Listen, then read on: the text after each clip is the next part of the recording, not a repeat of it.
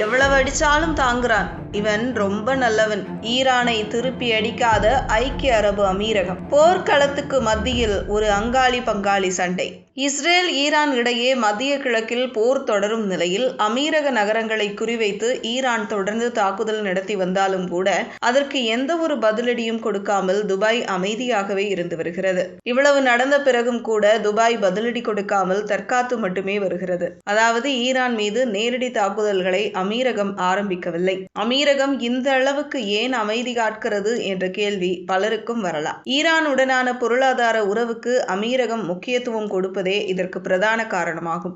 ஈரானுடன் ஆண்டுக்கு பல பில்லியன் டாலர் மதிப்புள்ள எண்ணெய் அல்லாத வர்த்தக உறவுகளை அமீரகம் கொண்டிருக்கிறது. இது ஈரானுக்கு லாபகரமாகவே இருக்கிறது. மேலும் கச்சா எண்ணெய் மார்க்கெட்டை பொறுத்தவரை ஸ்திரத்தன்மை ரொம்பவே முக்கியம். OPEC உறுப்பு நாடுகளில் முக்கிய நாடாக அமீரகம் இருக்கிறது. தனது தலைவனை இழந்த சோகத்தில் ஈரான் ஏவுகணைகளை ஏவி வரும் சூழலில் இந்த நேரத்தில் ஈரான் மீது அமீரகம் ஏதாவது தாக்குதலை நடத்தினால் அது கச்சா எண்ணெய் விலையை தாறுமாறாக உயர்த்திவிடும்.